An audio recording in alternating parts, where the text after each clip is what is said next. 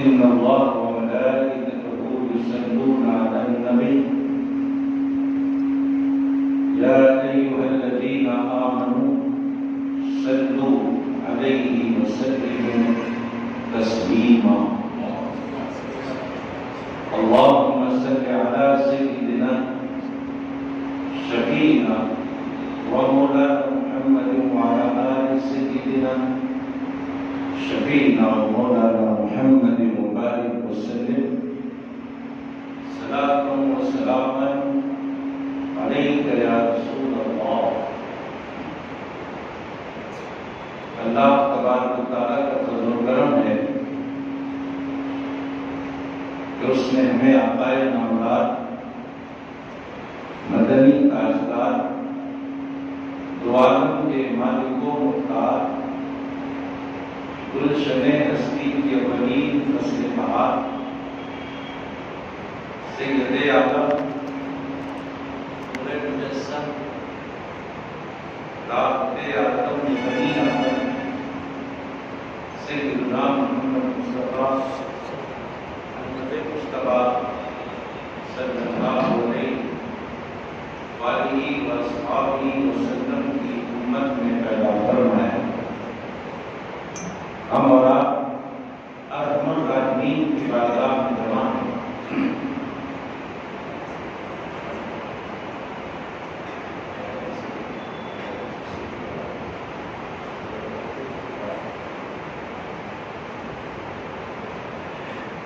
ہم اور آپ ارحم الراحمین کی بارگاہ میں جمع ہیں. دعا کرتے ہیں پروردگار ہمارے عبادات کو اپنے حبیب علیہ السلام کے بغیر شرف عبودیت عطا فرما.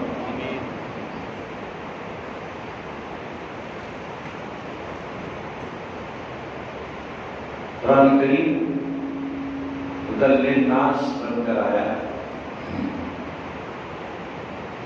لیکن اس سے بڑی ہدایت پاتے ہیں جو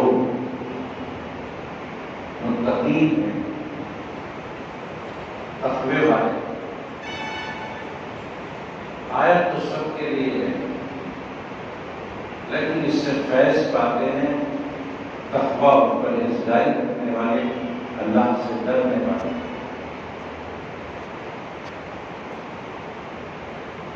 اسی قرآن کریم کے آیات مبارکہ کی روشنی میں چند باتیں ہم آپ کو بتاتے ہیں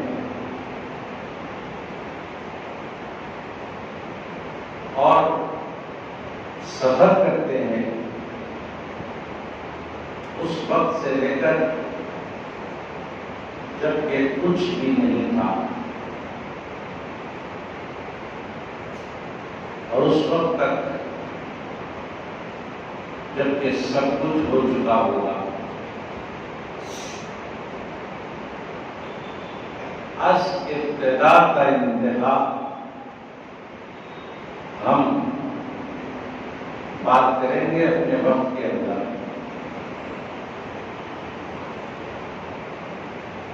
ایک وہ وقت تھا جب کچھ بھی نہیں تھا، ایک وقت وہ ہوگا جب کچھ بھی نہیں ہوگا.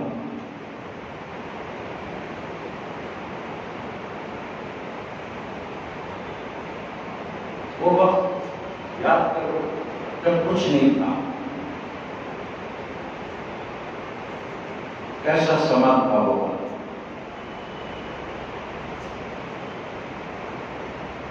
قرآن کہتا ہے هل أتى على الإنسان حين من الدهر لم يكن شيئا مذكورا.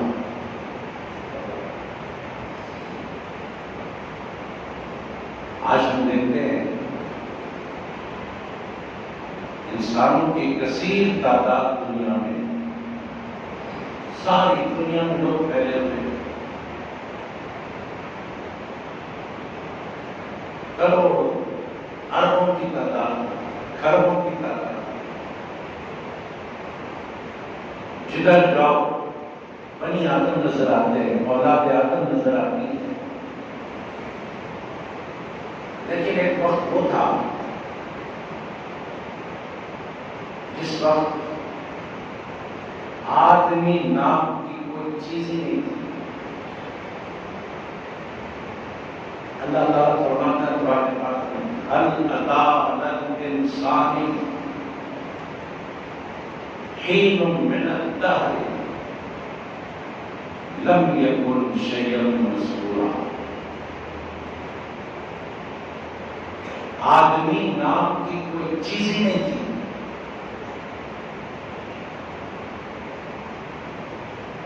بالکل پہلے کی بات ہو رہی ہے, ابتدا کی بات ہو رہی ہے. حالانکہ اس سے پہلے بھی بہت کچھ تھا. بات انسان کی ہو رہی ہے.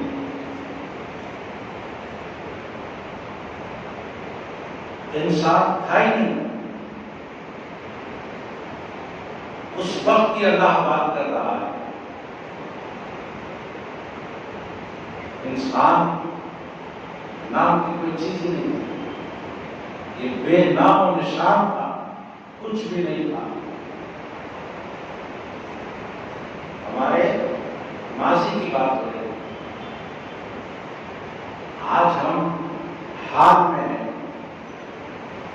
پھر ہمارے مستقبل کی بات ہوگی. آئیے ہم آج اپنا ماضی بھی دیکھیں گے, اپنا حال بھی دیکھیں گے, اور اپنا مستقبل بھی دیکھیں گے.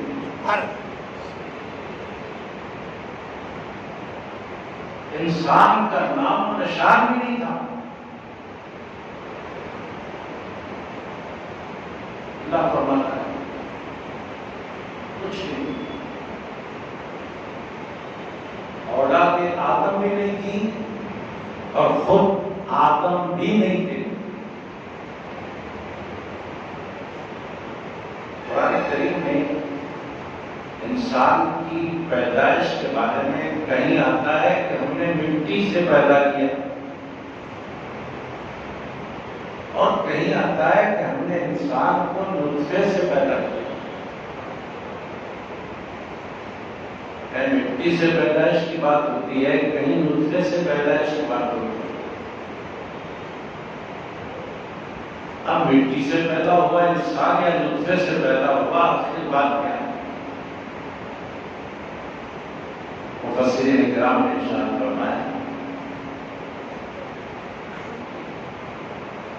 اللہ تبارک و تعالیٰ نے پہلے آدم کو مٹی سے پیدا کیا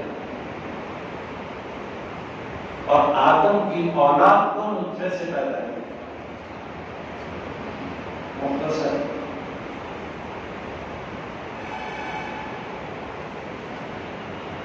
وَلَقَدْ خَلَقْنَا الْإِنسَانَ مِنْ سُلَالَةٍ مِنْ طِينٍ. اللہ فرماتا ہے کہ انسان کو ہم نے مٹی سے پیدا کیا.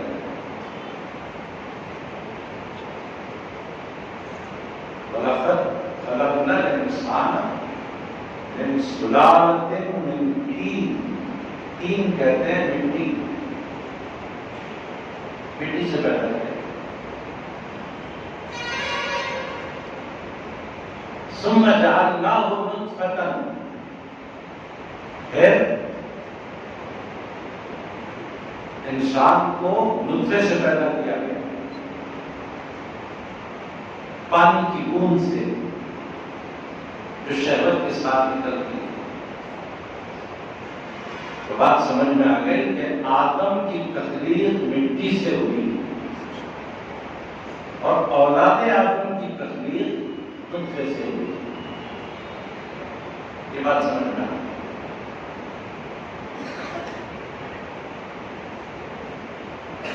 اب یہاں کسی کو یہ شبہ ہوتا ہے,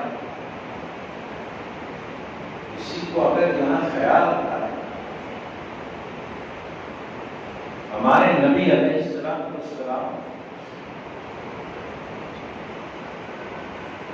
ہمارے نبی صلی اللہ علیہ وآلہ وسلم بنی آدم میں ہے, اولاد آدم میں ہے, آدم کی اولاد میں ہے. پھر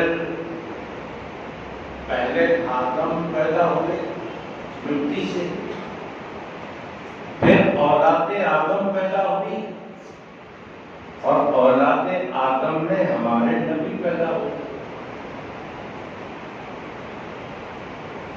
تو شبہ آ سکتا ہے، یہ اشکال آ سکتا ہے، یہ خیال آ سکتا ہے کہ اولاد آدم میں ہمارے نبی، جب آدم ہی نہیں تو اولاد آدم کہاں سے آئے؟ آدم ہی نہیں۔ اللہ اس وقت کی بات یاد دلا رہا ہے، ایک وقت ایسا بھی تھا کہ آدمی بھی نہیں تھے، آدم بھی نہیں تھے، اور جب آدم ہی نہیں تو پھر اولاد آدم میں ہمارے نبی کا ہونا کیسے ثابت ہوگا؟ اولاد ہی نہیں تو اولاد میں ہمارے نبی ہے۔ تو آدم نہیں تو اولاد آدم بھی نہیں، اور اولاد آدم میں ہمارے نبی، یہ بھی بات کی۔ تو پھر آدم کا ہی وجود نہیں ہے تو اولاد آدم میں نبی کا وجود کیسے رہے گا؟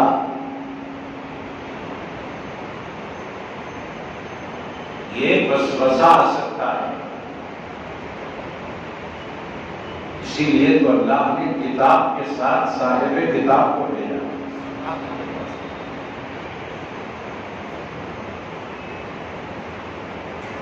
کتاب کو نہیں بھیجا، صرف صاحب کتاب بھی، صرف توریت نازل نہیں کی، ساتھ میں موسیٰ بھی ہے۔ صرف زبور نہیں آئی، ساتھ میں داؤد بھی ہے۔ صرف انجیل نہیں آئی، ساتھ میں عیسیٰ بھی ہے۔ صرف قرآن نہیں آئی، ساتھ میں مصطفیٰ بھی ہے۔ یہ ساتھ میں کیوں ہے؟ ساتھ میں کیوں آئے؟ کیا کتاب کافی نہیں تھی؟ فرمایا نہیں، کتاب کافی نہیں ہے، تبھی تو کتاب کے ساتھ صاحب کتاب آ رہے ہیں۔ کتاب کے ساتھ صاحب کتاب آ رہے ہیں، تو کتاب کے ساتھ صاحب کتاب کا آنا اس بات کی دلیل ہے کہ انسانیت کے لیے کتاب کافی نہیں ہے۔ جب جب کتاب سمجھنا ہو صاحب کتاب سمجھائیں گے، اور جب جب صاحب کتاب کو سمجھنا ہو کتاب سمجھائیں گے۔ قرآن کیا ہے مصطفیٰ سمجھائیں گے، اور مصطفیٰ کیا ہے قرآن سمجھائیں گے۔ لازم ملزوم۔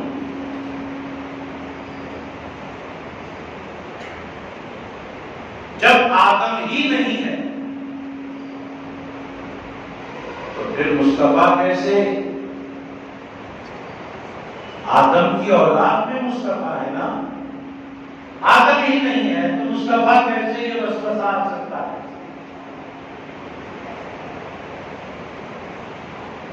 اب اس وسوسے کو ہم ہٹا دیں،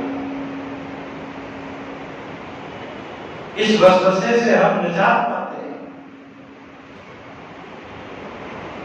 اور آتے ہیں حدیثوں کی طرف۔ حدیثوں کی طرف آتے ہیں، اور اس وقت کو یاد دلاتے ہیں جبکہ حضرت جابر رضی اللہ تعالیٰ عنہ نے ہمارے نبی علیہ السلام سے سوال کیا۔ ہم بتانا کیا چاہتے ہیں؟ آدم کب سے ہیں، اور پھر ساتھ میں یہ جاننا چاہتے ہیں کہ ہمارے نبی کا وجود کب سے ہے۔ اگر کوئی یہ سمجھتا ہے کہ آدم ہے تو مصطفیٰ ہے،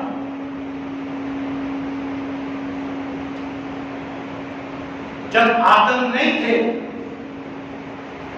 تو آدمیت بھی نہیں تھی، انسانیت بھی نہیں تھی، بنی آدم بھی نہیں تھے، اور جب بنی آدم نہیں تھے تو پھر مصطفیٰ کہاں سے تھے؟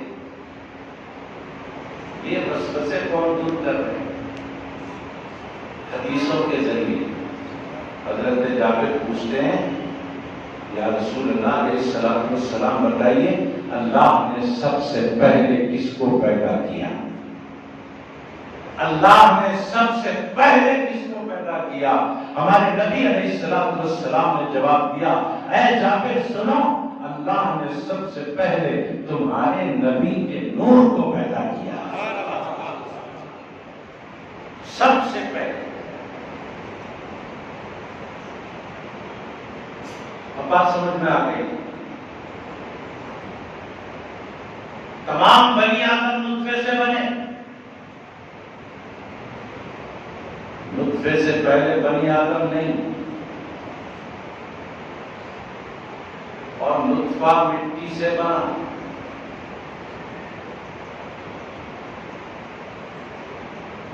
مٹی سے بننے سے پہلے آدم نہیں۔ تو سمجھ لو نطفہ، اس سے پہلے مٹی، اس سے پہلے نور مصطفیٰ۔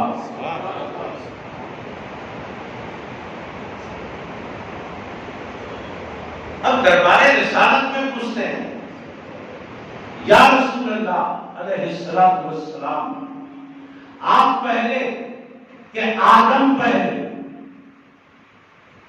آپ پہلے کہ آدم پہلے؟ آپ کا وجود پہلے کہ آدم کا وجود پہلے؟ مصطفیٰ جان رحمت فرماتے ہیں کنت نبیا وآدم بین الماء والطین، ارے ابھی آدم مٹی اور پانی میں تھے، میں اس وقت بھی نبی تھا،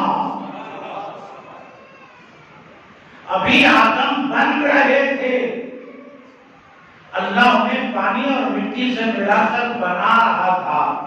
کنت نبیا، میں اس وقت بھی نبی تھا۔ معلوم کیا ہو رہا ہے؟ آدم سے پہلے نبی۔ اچھا آدم سے پہلے نبی ہے تو پھر آدم کے بعد نبی کیا بات ہے؟ اولاد آدم میں نبی کیا بات ہے؟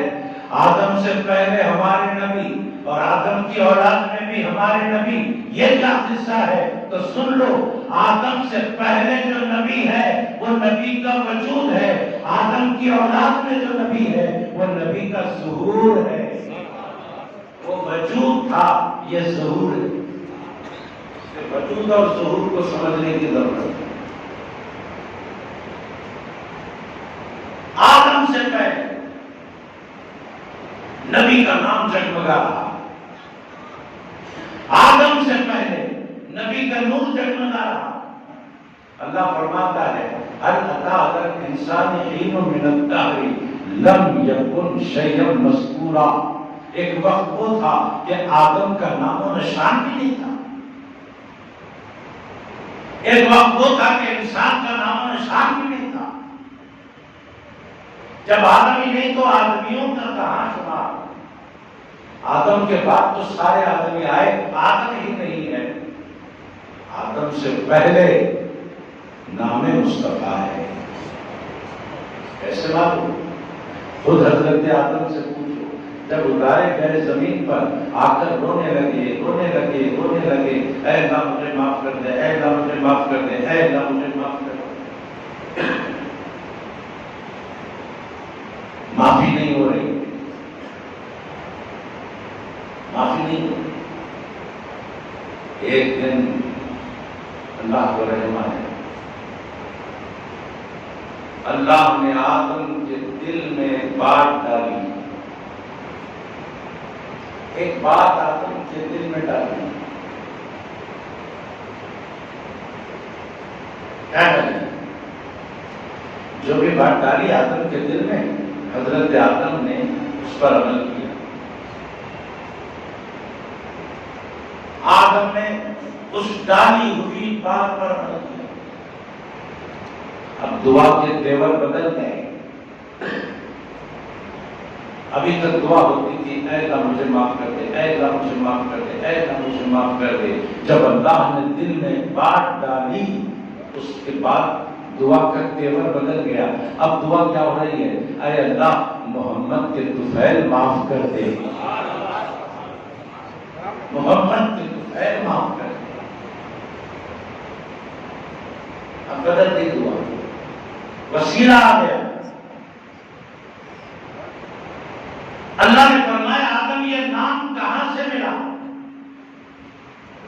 یاد آیا آدم کو، عرض کی مولا جنت میں نے عرش کی پیشانی پر یہ نام دیکھا ہے، پتے پتے پر یہ نام دیکھا،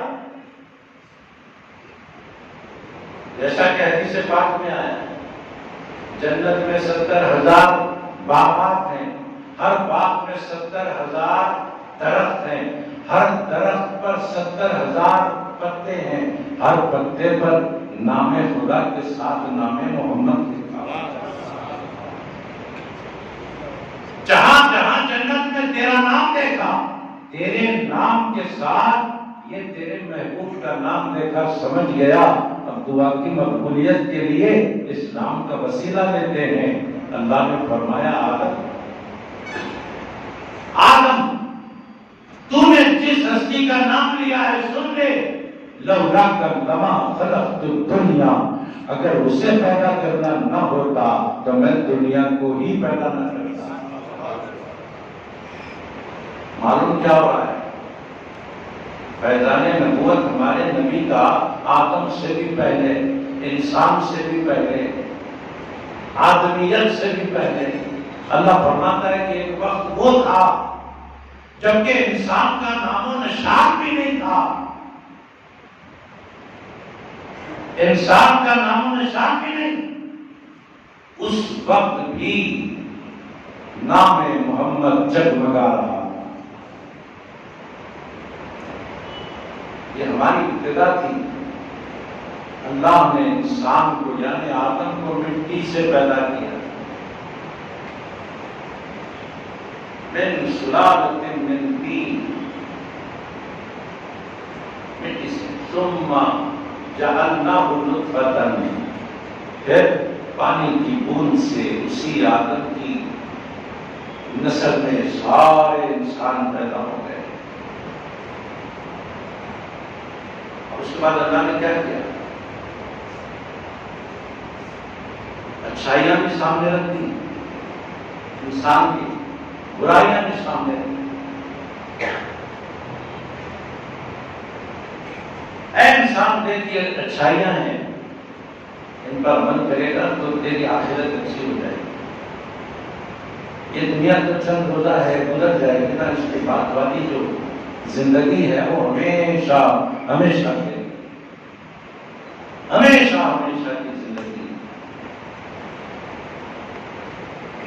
وہاں کی زندگی سدھارو، یہاں کی عارضی زندگی میں. اب دنیا مزرعۃ الآخرہ، دنیا آخرت کی کھیتی ہے، یہاں جیسے کرو گے وہاں ویسے پاؤ گے.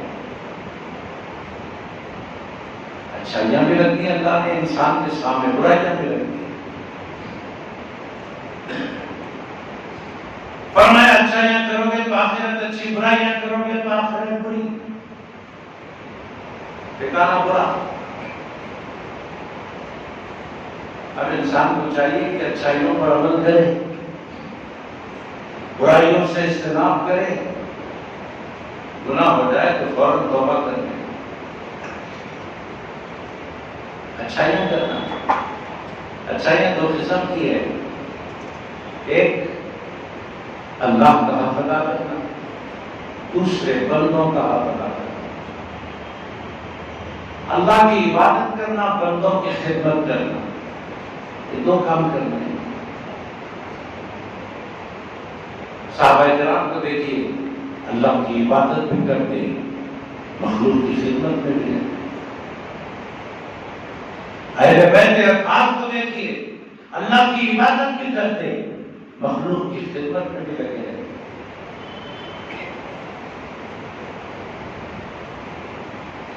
بڑا پراثر واقعہ ہے نبی کے گھرانے کا.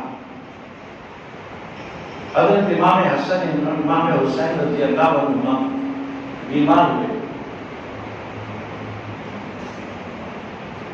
تو حضرت علی مرتضیٰ رضی اللہ عنہ، حضرت بی بی فاطمہ زہرا رضی اللہ تعالیٰ عنہ اور آپ کی کنیزہ بی بی فضہ، ان تینوں نے منت مانگی، اے اللہ یہ بچے اچھے ہو جائیں، صحت مند ہو جائیں تو ہم 3 روزے رکھیں گے، اگر کسی کا کام نہیں بنتا ہے تو منت کریں، روزوں کی منت کریں، انشاءاللہ تعالی منت کرنے پر آپ کے کام بن جائیں گے۔ اے اللہ یہ حسنین کریمین صحت مند ہو جائیں تو ہم 3 روزے رکھیں گے، اللہ تعالیٰ نے صحت دے دی۔ صحت مند ہونے کے بعد پہلا روزہ رکھا ان لوگوں نے، پہلا روزہ حضرت علی رضی اللہ تعالیٰ عنہ نے 3 روزوں کے افطار کے لیے 3 دنوں کے افطار کا انتظام کرتے ہوئے 3 دن کے حساب سے آٹا لے آئے کہ اس آٹے کی روٹیاں بنیں گی اور یہ تمام روزے دار افطار کریں گے، وہ روٹیاں کھائیں گے، اس کے سوا کچھ نہیں کھا کرتے۔ 3 دن کے لیے آٹا لایا گیا، پہلے دن کی روٹیاں بن گئی، افطار کے بعد کھانے کے لیے بیٹھے۔ میں کیا بتا رہا ہوں، مخلوق کے ساتھ ہمدردی یہ اہل بیت سے سیکھے۔ افطار کے لیے بیٹھے،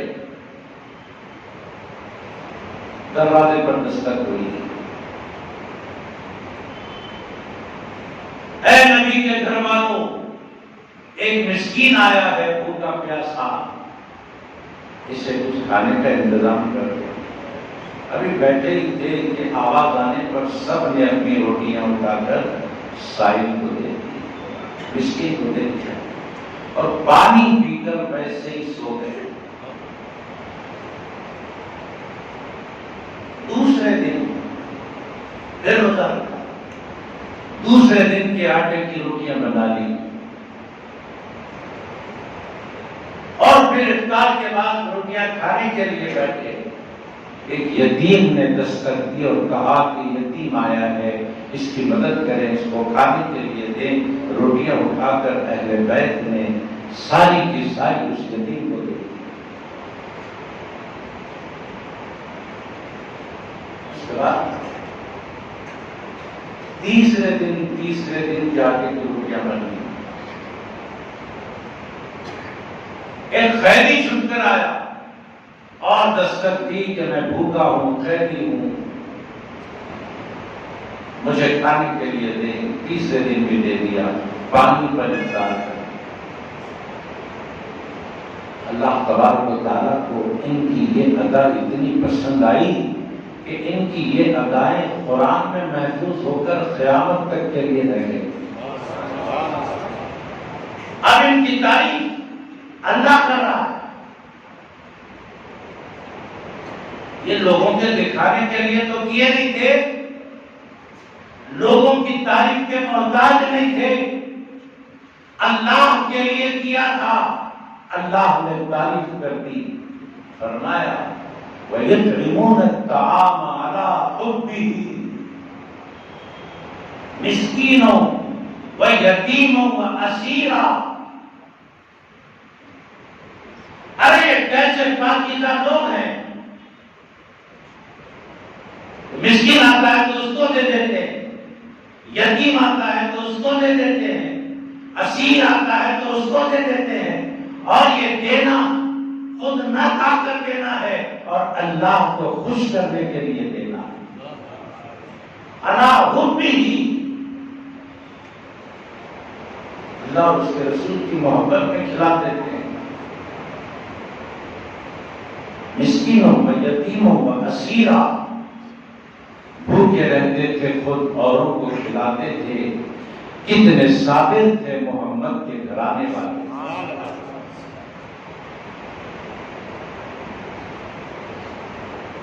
اللہ نے رکھ دیا ہے اچھائیاں بھی برائیاں بھی، اور فرما دیا اچھائیاں کرو گے تمہارے ساتھ اچھا ہوگا آخرت میں۔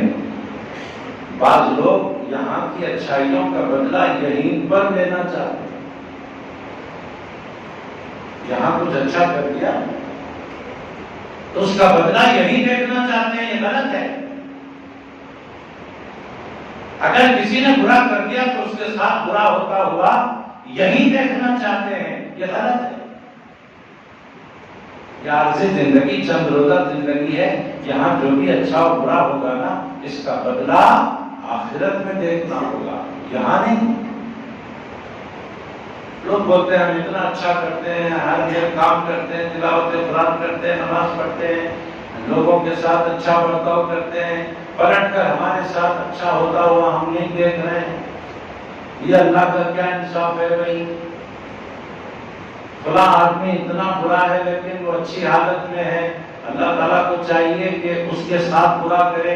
ارے ضرور برا ہوگا، برے کے ساتھ ضرور اچھا ہوگا، اچھے کے ساتھ، مگر آخرت میں۔ یہ تو دارالعمل ہے، یہاں عمل کرنا ہے، وہ دارالجزا ہے، وہاں جزا ملے گی۔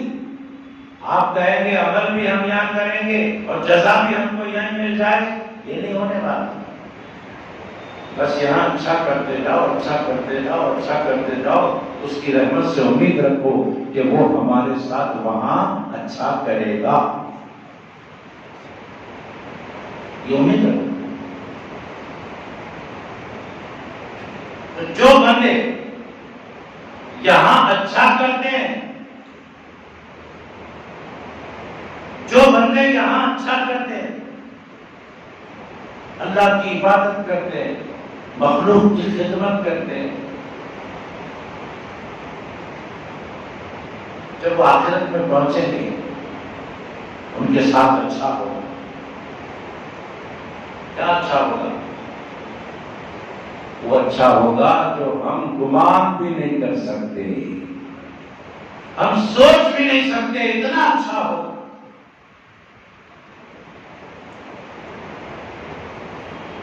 جب جنت میں داخل ہوگے، جنتیوں کو اللہ کا سلام آئے گا، اور کیا اچھا ہوگا۔ جب جنت میں داخل ہوگے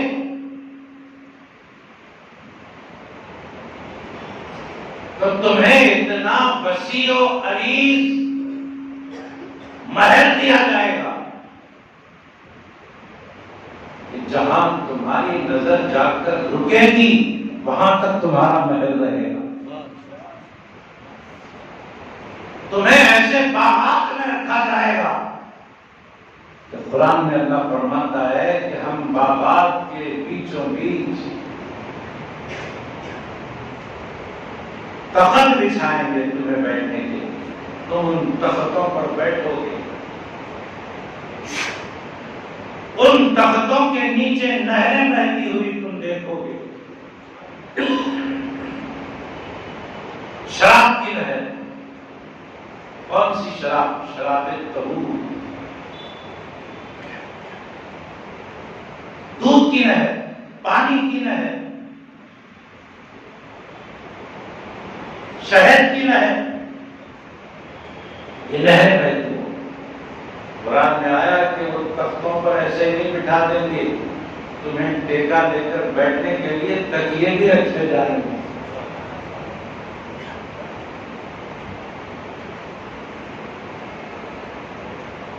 تمہاری خدمت کے لیے 1,000 خادمین وہاں پر ہوں گے، ایک آدمی کی خدمت کے لیے 1,000 خادم،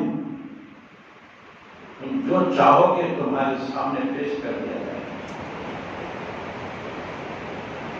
جو چاہو گے تمہارے سامنے پیش کر دیا جائے گا، اور جس چیز پر نظر ڈالو گے اور سوچو گے کہ وہ چیز مجھے مل جائے تو تمہیں جا کر لینے کی ضرورت نہیں پڑے گی، وہ خود آ جائے گی۔ یہ بدلا دے گا نا۔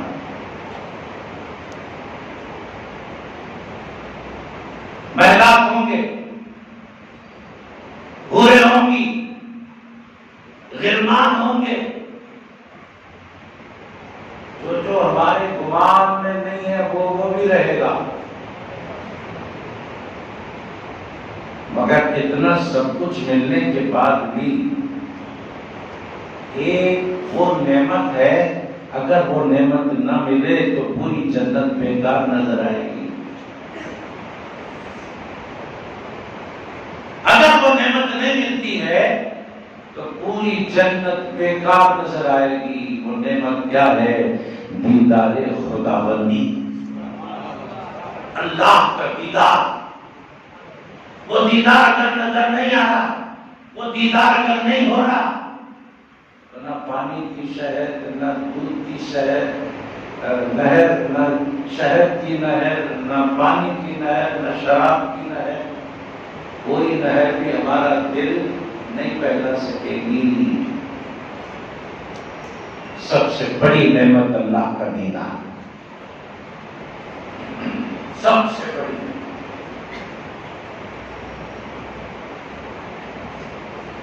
اسی نعمت کا ذکر کرتے ہوئے قرآن کہتا ہے سقاہم ربہم شرابا طہورا، انہیں وہاں سب کچھ ملے گا، ساتھ میں سقاہم ربہم شرابا طہورا، انہیں شراب طہور سے بھی مست کروا دیا جائے گا۔ شراب طہورا سے انہیں مست کیا جائے گا۔ اب ہم آخر میں آتے ہیں اس بات کی طرف کہ قرآن پاک کی ہر آیت کا ایک ظاہری معنی ہے، ایک باطنی معنی ہے۔ ایک معنی ظاہری ہے، ایک معنی باطنی۔ اب شراب طہور ظاہری معنی اگر لیں گے تو آپ وہ چیز جو پی جاتی ہے، شراب طہور کا ظاہری معنی لیں گے، اس کا معنی کیا ہوگا؟ وہ چیز، وہ شربت جو پیا جاتا ہے۔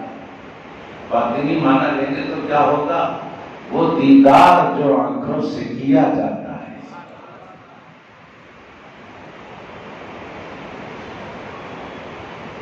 وہ چیز، وہ شے، وہ شربت جو پیا جاتا ہے منہ سے، باطنی معنی لو تو وہ دیدار جو آنکھوں سے کرایا جاتا ہے۔ مطلب دیدار خدا بندی ہوگا، یہی شراب طہور ہے۔ آدمی پی کر اتنا مست نہیں ہوتا جتنا دیدار یار سے عاشق مست ہو جاتے۔ یہ بات سمجھتے ہیں؟ دیدار یار سے عشاق جو مست ہوتے ہیں، وہ نشہ شراب میں بھی اللہ نے نہیں رکھی ہے۔ آپ کو بتائیں صحابہ کرام کا کیا بنتا؟ صحابہ کرام کا عالم سرکار کے ساتھ کیا تھا معلوم؟ ایک مرتبہ کیا ہوا، سرکار بیٹھے ہوئے، صحابہ بھی بیٹھے ہوئے۔ وہ صحابہ جو ہر وقت حضور کے ساتھ بیٹھنے کو پسند کرتے تھے، حضور سے ذرا بھی ہٹ کر جانا نہیں چاہتے تھے، تمام صحابہ کا یہی حال تھا۔ اگر کسی کام سے جاتے بھی نا تو فوراً پلٹ کر آ جاتے اور حضور کے سامنے بیٹھے رہتے۔ صحابہ کا معاملہ۔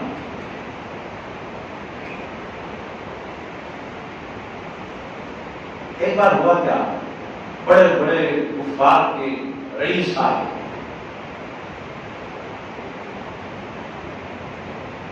روسا، مکے کے بڑے بڑے رئیس کافر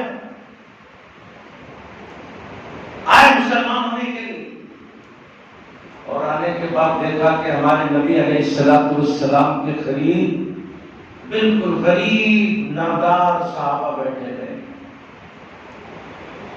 بڑی غربت کے مارے، دنیاوی نہ آسائش ہے، نہ آرائش ہے، نہ زیبائش ہے، غریب صحابہ بیٹھے تھے۔ تو وہ کفار کے جو بڑے بڑے رئیس آئے تھے مسلمان ہونے کے لیے، آ کر انہوں نے حضور سے مخاطب ہو کر کہا اے محمد صلی اللہ علیہ وسلم، ہم مسلمان ہونے کے لیے آئے تھے آپ کے پاس، مگر یہ جو لوگ آپ کے ساتھ بیٹھے ہوئے ہیں غریب غربا، یہ ان کے ساتھ ہم بھی بیٹھے رہنا یہ ہم کو گوارا نہیں ہے۔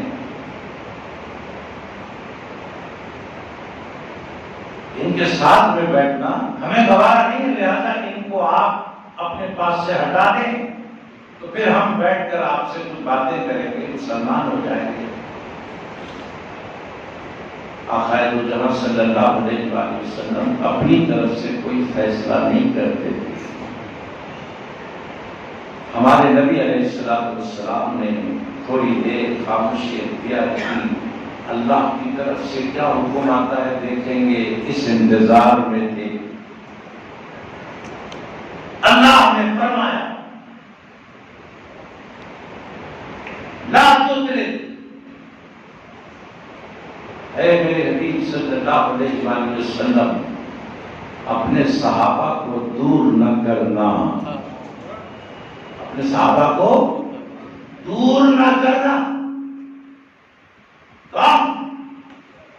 کیا شان ہے ان کی، کیا کیفیت ہے ان کی، کیا شمل ہے ان کا؟ الذین یدعون ربہم، یہ دو کام کرتے ہیں اے محبوب، آپ کے ساتھ رہ کر یہ دو کام کرتے ہیں، ان کو دور نہ کرنا۔ یہ ایسے رئیس بہت آتے رہیں گے جاتے رہیں گے، ان کو دور نہ کرنا۔ ان کے دو کام مجھے بڑے پسند ہیں، ان میں ایک کام کیا ہے؟ الذین یدعون ربہم،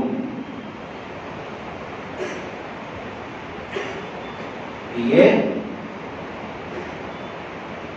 مجھے پکارتے ہیں، میرے نام لے لے کر مجھے یاد کرتے ہیں، یا اللہ، یا رحمان، یا رحیم، یا ستار، یا غفار، یا مجید، میرے نام لے لے کر مجھے پکارتے رہتے ہیں، میری یاد میں رہتے ہیں، میری یاد میں رہتے ہیں۔ دوسرا کام کیا کرتے ہیں؟ دوسرا کام وَيُرِيدُونَ وَجْهَهُ، دوسرا کام کیا کرتے ہیں؟ آئیے میرا ذکر گھر میں بھی کر سکتے ہیں، میرا ذکر مسجد میں بھی کر سکتے ہیں، میرا ذکر دکان میں بیٹھ کر کر سکتے ہیں، میرا ذکر کہیں پر بھی ہوئے زمین پر کر سکتے ہیں، مگر آپ کے ساتھ بیٹھ کر مجھے پکارنا، آپ کے ساتھ بیٹھ کر مجھے یاد کرنا، اس کے پیچھے ان کا کیا مقصد ہے؟ مقصد دوسرا یہ ہے کہ زبان اللہ کو یاد کرتی رہے اور آنکھیں مصطفیٰ کو دیکھتی رہے۔ یہ دو کام کرتے ہیں، زبان سے مجھے یاد کرتے ہیں، آنکھوں سے تمہیں ڈھونڈتے رہتے ہیں۔ یریدون وجہہ، آپ کے چہرے کو دیکھتے رہتے ہیں۔ اب پوچھو وہ گھورنے والوں سے، وہ تکنے والوں سے، کیا ہے تکنے والوں؟ نبی کو تکنے کے پیچھے مقصد کیا ہے؟ آخر چاہتے کیا ہو؟ صحابہ کا جواب ہوگا ارے تمہیں پتا نہیں، اللہ کے نبی نے فرمایا من رآنی فقد رآ، اگر کوئی خدا کا دیدار کرنا چاہتا ہے مجھے دیکھ لے، مجھے دیکھنا آپ کا دیکھنا ہے۔ ہم چہرے مصطفیٰ میں دیدار خدا کرتے ہیں، ہم رخ مصطفیٰ میں دیدار خدا کرتے ہیں۔ زبان ہماری ذکر میں لگی رہتی ہے، آنکھیں ہماری شراب طہور پیتی رہتی ہیں۔ اگر دنیا میں بہت کچھ کر لیا، سب کچھ کر لیا، یہ کام نہیں کیا، اللہ والوں کو تکنے کا کام نہیں کیا تو سمجھو کچھ نہیں کیا۔ دنیا میں سب کچھ کر لیا، اللہ والوں کو تکنے کا کام نہیں کیا۔ نبیوں کا دور ہے، نبیوں کو تکو، نبیوں کا دور ختم، ولیوں کا دور آیا، ولیوں کو تکو۔ اللہ والوں کو تکنا، انہیں دیکھتے رہنا، انہیں اگر کوئی نہیں تکتا، انہیں کوئی نہیں دیکھتا تو اللہ کی نظر میں وہ اندھا ہے، وہ اندھا ہے۔ اور جو انہیں تکنے والا ہے نا اللہ کی نظر میں وہ آنکھ والا ہے۔ آپ کہیں گے دل سے لگا کر شاید مولوی صاحب بول رہے ہیں، نہیں، قرآن پیش کروں گا۔ اللہ نے قرآن پاک میں ارشاد فرمایا، من کان فی ہذہ الاعمى، من کان فی ہذہ الاعمى فہو فی الآخرۃ اعمى۔ جو دنیا میں اندھے پن کی زندگی گزارا وہ آخرت میں بھی اندھا رہے گا، اللہ فرما رہا ہے۔ تو یہ آنکھوں کے اندھے کی بات ہو رہی ہے، جس کو نظر نہیں آتا، آنکھیں نہیں ہے، بینائی نہیں ہے، ان کا ذکر نہیں ہے۔ آنکھ رکھ کر سب کچھ دیکھا، اللہ والوں کو نہیں دیکھا، انہیں نہیں تکا، تک کر گھر کر ان کی شبیہ اپنے آنکھوں کے ذریعے اپنے دل میں نہیں اتاری، آخرت میں بھی وہ نہیں رہے گا، ایسے ہی رہے گا، کچھ نہیں ملے گا اس کو۔ تو جب تک دنیا میں ہے اللہ والوں کو تکا کرے، یہی بینائی ہے، یہی بینائی کا مقصد ہے، اور یہی تمام نعمتوں سے بڑھ کر نعمت پانا ہے۔ اللہ فرماتا ہے یہاں تم اگر اپنے آپ کو اندھا بنا لیے، میں وہاں تم کو اندھا بنا دوں گا۔ دنیا میں میرے محبوبوں کے جلوے تکا کرو، دنیا میں میرے دوستوں کے جلوے گھورا کرو، کیا ہوگا؟ یہاں اللہ والے نظر آئیں گے، وہاں اللہ نظر آئے گا۔ یہاں اللہ والوں کو دیکھو، وہاں اللہ کو دیکھو گے، یہاں اللہ والوں سے دور رہو گے، وہاں اللہ سے دور رہو گے۔